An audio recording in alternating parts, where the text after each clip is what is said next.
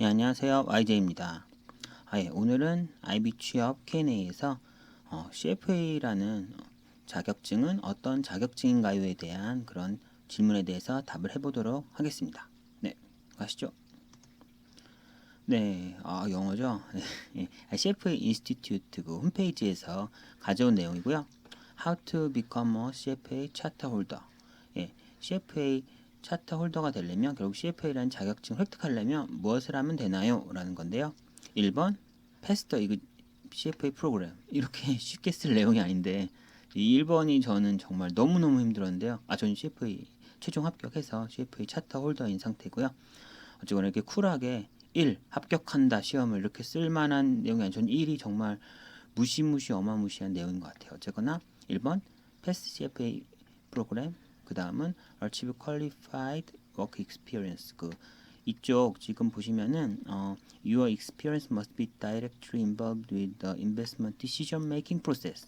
그러니까 투자 의사결정 관련된 것에 뭔가 연관된 직접적으로 연관된 일을 해야 되던가 아니면 이러한 디시전 메이킹에 어떠한 뭐 정보를 주거나 밸류를 애드하는 어떤 뭐 보고서를 쓰던지 추가 자료를 제공하는 그런 것에 대한 투자 의사결정과 관련된 무엇인가를 해야 최종적으로 이제 차트 홀더가 될 수 있는 거고요. 근데 이런 그 investment decision making process라는 단어의 정의가 생각보다 광범위해서 좀 나중에 알아보시면은 그렇게 엄청 물론 어렵긴 하지만요. 그래도 정말 생각보다 그 타이트하진 않은 그런 정의라고 할 수 있고요.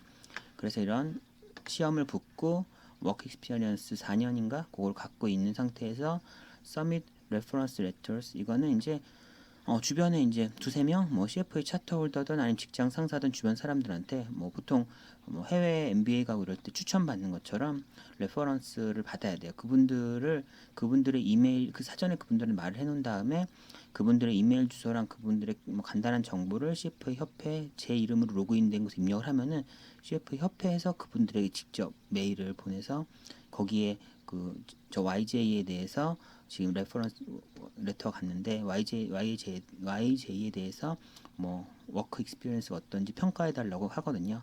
저는 사실은 말씀드린 분한테 대략적인 제 그런 이걸 기본으로 작성해 주세요라고 사실 저에 대한 걸 작성해서 그 세 분한테 보내놓고 그 세 분이 뭐 그걸로 추가로 가공을 하셨을 수도 있고 그냥 보냈을 수도 있는데 그 보내서 받았고요. 그런 식으로 해서 이런 뭐 워크 익스피리언스 같은 거를 좀 뻥쳤는지 뭐 이런 거에 대한 걸 이런 또 두세 명을 통해 다시 저에 대한 정보를 들음으로써 아마 크로스 체크를 하는 것 같고요. 그리고 나서 이제 apply to become a charter holder. 그리고 나서 이제 뭐 돈을 내는 거겠죠. 네. 돈을 내고 결제를 하면 CFA 차트 홀더가 됐다는 게 나오고요. 사실 2, 3, 4보다는 제가 보기에는 저는 솔직히 1, 패스터 CFA 프로그램 이게 단순히 4개 중에 하나가 아니라 이거 한 100개 프로세스 중에 99개의 프로세스가 전 여기에 있는 것 같아요. 시험이 전 사실 너무 힘들었거든요. 그래서 CFA는 어떤 것인가에 대해서 시험 위주로 간략히 설명을 드리겠습니다. 사실은 이거 깊게 가면 너무 길어질 것 같아서 저도 사실 CFA에 대해서 글도 쓰고 했었으니까 CFA에 대해 디테일한 거는 다음에 아예 별도로 이제 뭐 CFA에 대하여 이런 걸 만들어서 깊게 가겠고요. 오늘은 간단하게 전반적인 말씀만 드리겠습니다. 네, CFA 프로그램에 대한 건 보시면 협회에 나온 거예요. Average Commitment 4년 이상 보통 걸린대요. 보통 이제 컴플리트 프로그램, 그러니까 레벨 1, 2, 3 다 붙는데 보통 4년이 좀 넘게 걸리고 그리고 매번 레벨마다 보통 300시간 이상이 걸린대요. 근데 이거는 제 생각에는 미국에서 영어에 익숙한 상태로 어느 정도 경영학 베이스가 있는 친구들의 얘기인 것 같아요. 저는 사실 제가 아마 거의 월스트 케이스 제가 최악의 경우인 것 같은데요. 저는 보시면은 전 제 블로그에 썼는데 2008년에 준비 시작해서 저 2019년에 붙었어요. 11년 걸렸죠. 쓰레기예요, 쓰레기. 머리가 진짜 나쁜 것 같은데. 근데 이제 여러분들도 좀 이제 저를 보면서 안심을 할 수 있는 게 저 같은 상황까지 가서 공부하시는 분은 없을 것 같아요, 생각에는. 저 같은 경우는 뭐 시험에 많이 떨어졌지만 사실은 시험 보기로 하자마자 그 다음에 첫째도 났어요. 그 뭐 100일의 기적 이런 거 아시죠? 막 계속 애 울고 난리도 아니에요, 정말. 정말 엄청난 인간적으로 너무 힘든 시기를 겪으면서 거기도 했고 결국은 또 그 기회에 또 둘째도 사실은 레벨 2 보기 전에 둘째도 다시 한번 또 출산했어요. 이때 첫째도 있었겠죠 또. 커가서 사춘기에 접어든 첫째와 둘째를 동시에 육아하면서, 물론 저 와이프도 같이 애를 봤지만 육아를 했고 이직도 한번 중간에 하고, 그래서 저는 애 둘에 이직 2번 하고 뭐 적응도 해야 되고 그러면서 중간에 사실 연대 파이낸스 MBA도 2년간 직장 다니면서 갔었거든요. 그래서 정말 힘들었어요. 정말 이거 진짜 제 공부의 취미인 인간이 아닌데 11년을 이렇게 인생을 사니까 되게 저 외향적이고 밝은 사람이었다가 2019년이 되니까 공부가 취미인 사람인 줄로 주변 사람들이 저를 알고 있더라고요. 네. 근데 저도 가끔 헷갈려요. 제가 공부가 취미인가 하고 저도 헷갈릴 만큼 11년간 했었는데, 어쨌거나 저 같은 상황이 많지 않으실 거잖아요. 웬만하면 저보다 훨씬 어릴 때, 전 40살 넘어서 붙은 거죠. 그래서 30살 초에 시작했는데, 어쨌거나 웬만하면 20대 때 해서 30살 초에 그냥 붙으시는 게, 실제 CFA라는 이 자격증을 이용해서 뭐 이직을 하던 자기 밸류업을 하려면 저처럼 40살이 넘으면 좀 의미가 없는 것 같아요. 그냥 자기 만족 이런 건데, 그런 거보다는 하실 거면 바싹 머리 좋을 때 집중하셔서 35세 이전에 끝내셔야 좀 이거를 가지고 뭔가에 또 효용 창출할 수도 있을 거고 자기 경력에도 도움이 될 것 같아요. 아니면 빨리 포기하던가 그런 거지. 저처럼 11년 하는 거는 모르겠어요. 저는 좋은 경험이었는데 굳이 추천하진 않겠습니다. 네. 그리고 또 보면은 300시간이랬죠. 예, 저는 일단 공대, 맞아. 아까 얘기 안 한 게 저는 육아도 있었지만 공대예요. 공대 출신에 경영학은 뭐 부전공은 했지만 그냥 그 부전공이란 이름만 달려고 한 거지 딱히 경영학에 관심도 없었고, 그런 상태에서 지금 CFA라는 게 제가 처음으로 배운 그런 어떤 회계, 재무 이런 그런 내용이어서 정말 너무 힘들었어요. 저는 그래서 더더욱 오래 걸렸던 것 같은데, 그러니까 저 같은 최악이 다 겹치지 않았다면 저보다 아마 빨리 하실 수 있을 거니까 좀 자신감을 가지시고, 예, 하실 거면 빨랑빨랑 끝내버리시고. 저는 머리도 되게 나빴기 때문에 보통 이렇게 했던 것 같아요. 매년 한 11월쯤에 그 슈에저 교재를 받을 수, 그 교재가 커리큘럼북이라는 게 협회에서 이제 실제 파는 게 있고, 슈에저 노트라고 요약해서 이제 별도 사기업이 만들어서 제공하는 것이 있는데, 보통 이페스 코리아나 코스피 같은 국내 강의하는 사이트에서는 슈에저 노트를 이용하기 때문에 그때 이페스 코리아 등록하면서 슈에저 노트 같이 거기서 사서 주로 그거 위주로 커리큘럼 북을 전 잘 보진 않았던 것 같아요. 근데 이제 뭐 대학생분들이나 아니면 시간이 충분하신 분들은 커리큘럼 북을 차근차근 보면서 공부하는 게 내공을 쌓는 데는 훨씬 도움이 된다고 하고요. 저는 직장인이다 보니까 시간이 너무 없어서 그냥 그 커리큘럼 북도 보고 싶었지만 못 봤어요. 그냥 슈에저 노트만 보고서 레벨 3까지 갔던 것 같습니다. 예, 그래서 저 같은 경우는 보통 한 번 할 때마다 한 500시간 정도 봤던 것 같아요. 그래서 뭐 한 11월부터 6, 7개월 하면은 출퇴근할 때, 항상 출근할 때, 항상 퇴근할 때, 물론 화면은 보지 못했어요. 들으면서, 그러니까 처음 보지, 아까 봤던 동영상을 복습하는 거를 들으면서 이제 출퇴근할 때 주로 갔고요. 그리고 매주 뭐 한 일주일에 2번 정도는 와이프랑 가족들한테 양해 구하고서 퇴근 후 2시간 아마 정도 했고, 예. 그리고 또 주말에도 뭐 한 6시간 정도, 3시간 3시간 토요일 했던지, 아침에 도서관 일찍 가서 보통 한 7시에 도서관 열면 가서 공부하다 10시 정도에 집에 오면, 저희 가족이나 와이프들은 한 9시 10시 일어나니까 와이프나 가족 입장에서는 제가 아침부터 집에 있었던 게 되죠. 그래서 또 가족을 뭐 이렇게 포기할 수는 없으니까 또 하면서 되게 엄청 빡신 일정을 보냈고요. 이렇게 하면은 대충 한 500시간 나오는데, 당연히 이걸 다 지켰겠어요. 방황하고 후회하고 하면서 한 10% 20% 정도는 못했고요. 그러면 한 400시간 초반 될 텐데, 대신 또 휴가도 한 일주일 이상 공부하는 데만 썼기 때문에 거기서 다시 얻은 시간 포함하면 제 생각에는 한 500시간 정도 저는 매년 했었던 것 같아요. 저같이 좀 머리도 나쁘고 나이도 많아지고 경영학 베이스도 아니고 이런 최악의 애기도 있고 막 하고 말리면 500시간 정도 하게 되지 않나 싶습니다. 네.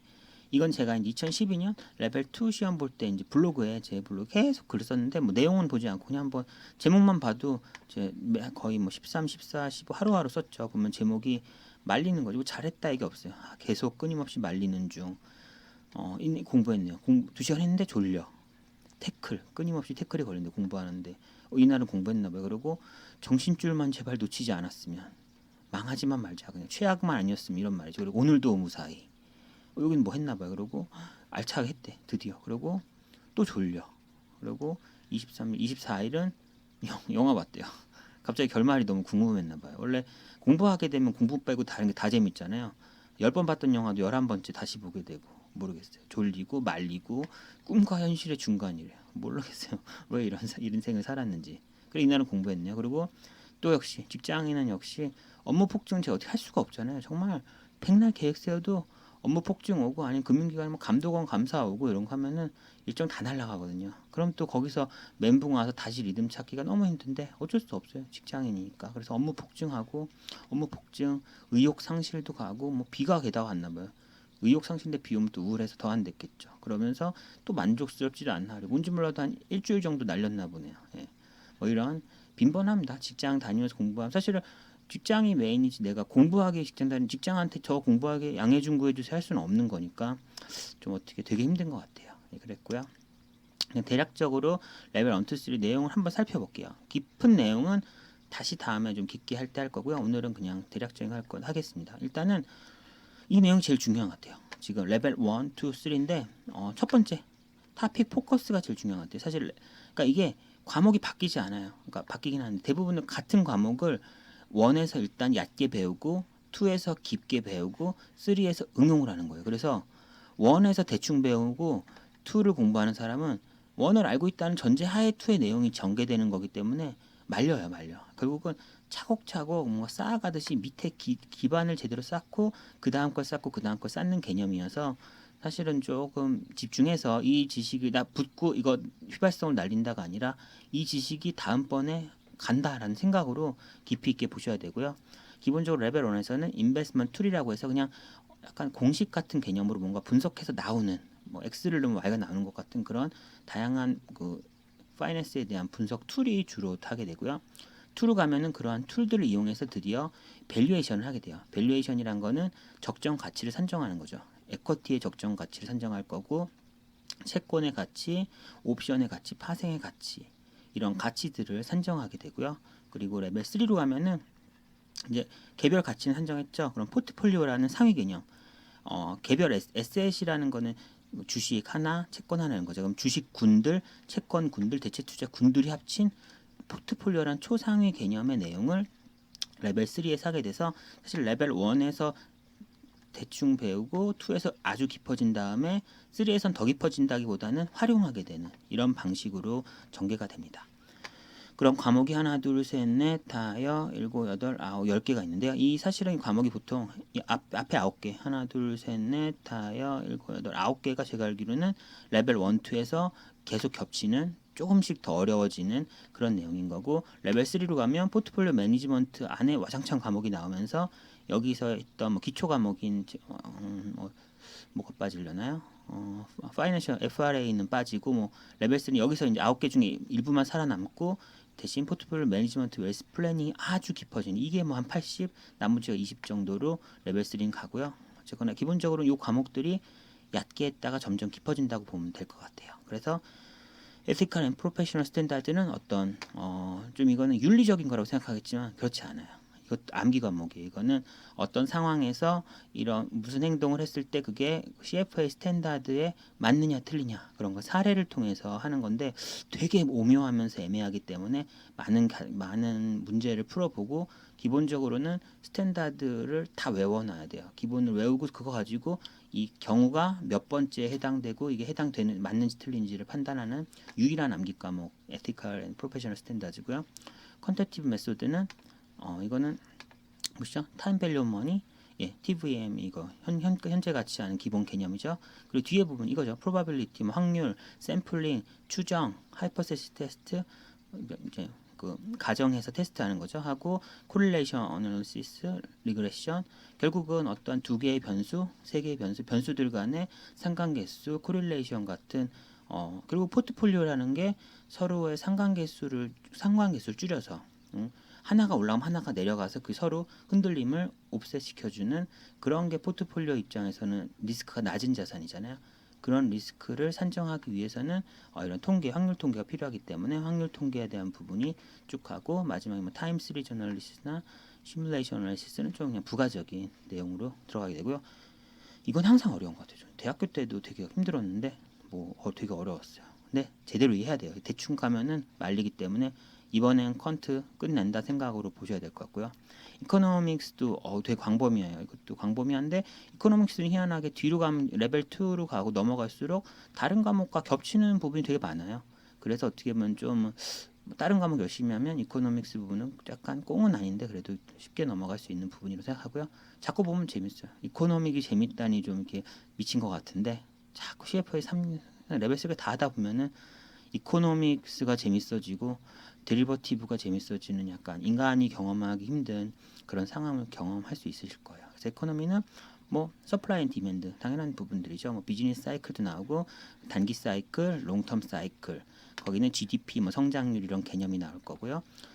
그리고 뭐 인터내셔널 트레이드 앤 캐피탈 플로우 뭐 국제 간의 이제 자금 흐름, 이자율 관계, 커런시 익스체인지 레이트 외환에 대한 거죠. 이게 아마 데리버티브 파생에서도 환이 나오니까 이 부분이 겹칠 거고요.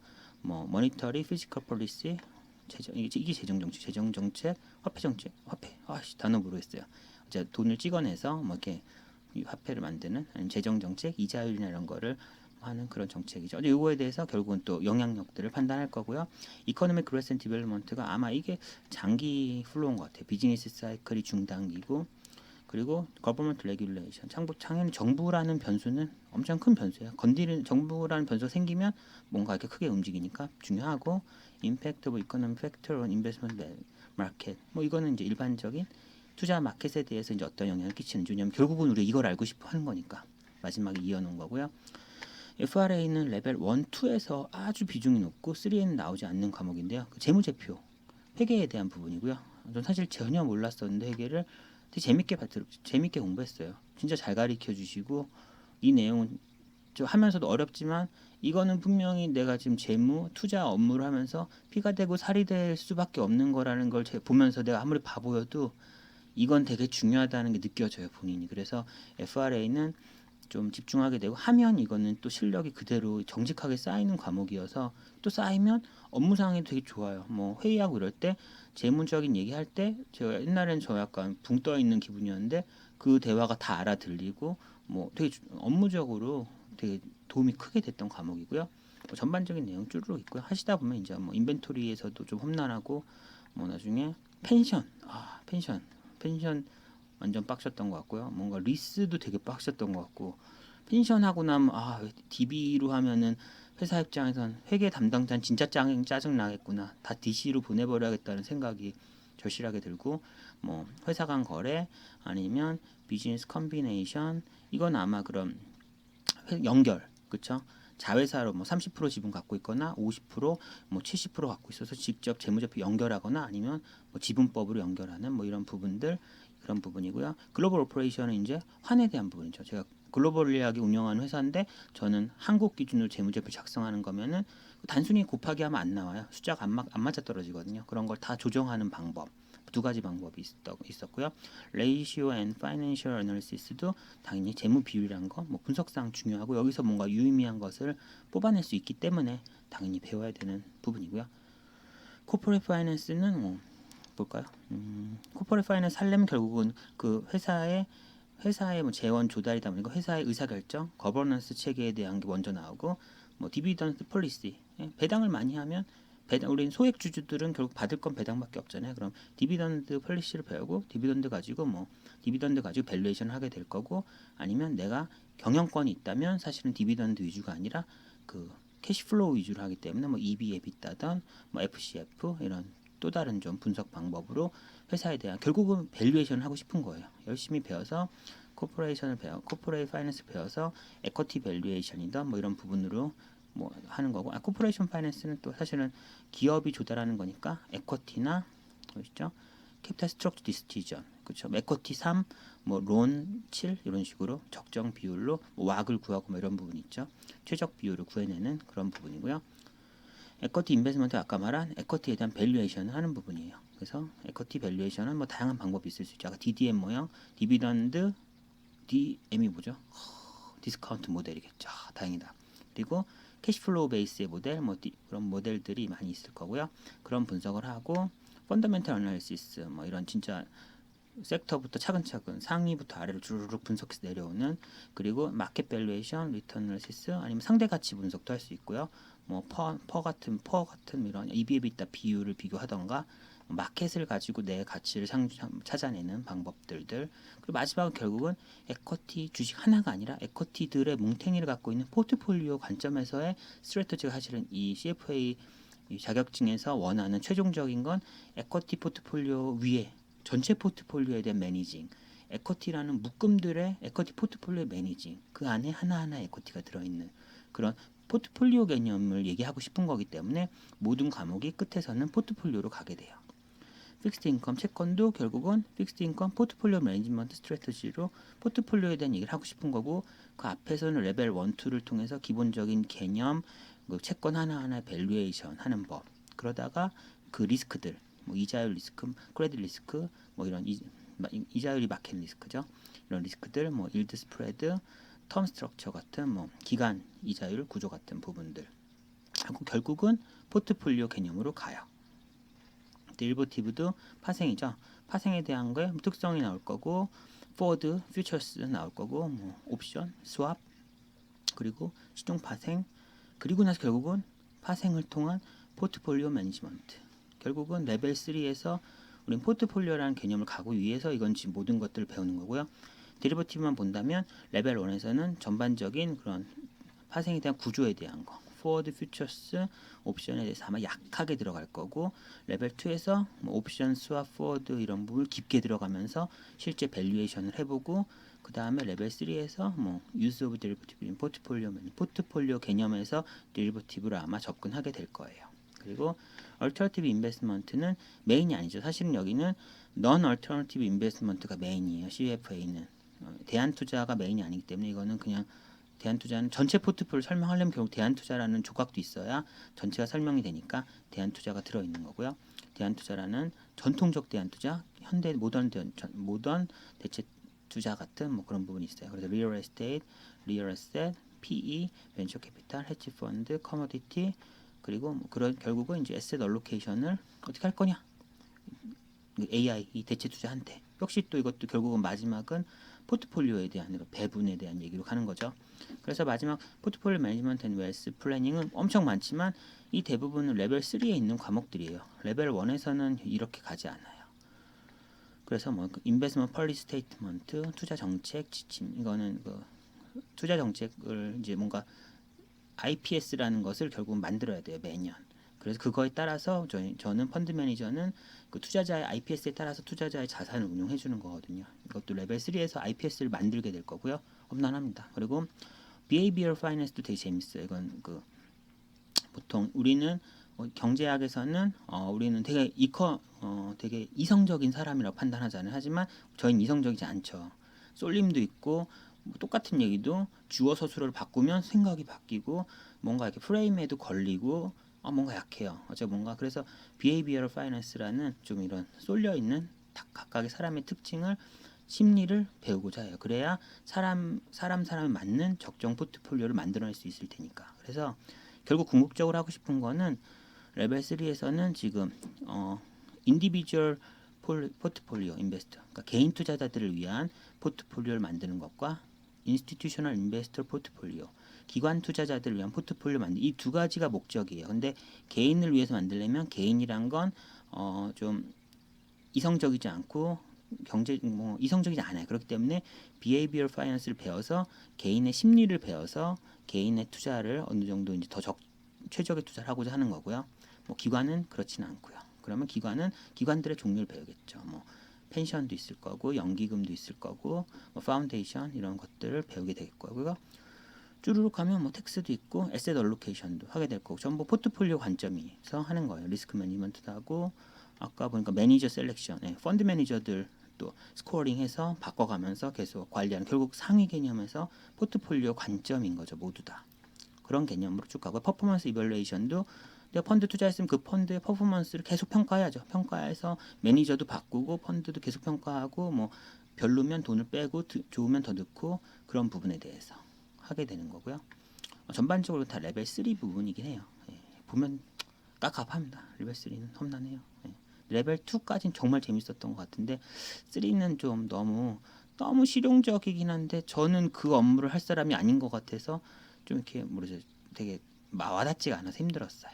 어쨌거나 그래도 레벨 1, 2, 3를 지나는 과정에서 분명히 전문가로서 어설픈 전문가가 아니라 어느 정도 수준 이상으로 강제로라도 올려줘요. 그래서 분명히 업무적으로는 도움이 되고요. 근데 그 과정이 너무 힘들긴 했어요. 뭐 젊어서 고생 사서도 한다라고 해서 그런 말로 저 꼰대처럼 사서도 하세요 이렇게 말을 하고 싶기도 하지만 저처럼 머리 나쁜 애가 11년 고생했던 과거를 생각해 보면은 정말로 각오가 돼 있으신 분만 하시기를 아니면 똘똘하신 분만 하시기를 제가 참 기원합니다. 네. 그리고 이제 끝났네요. 예.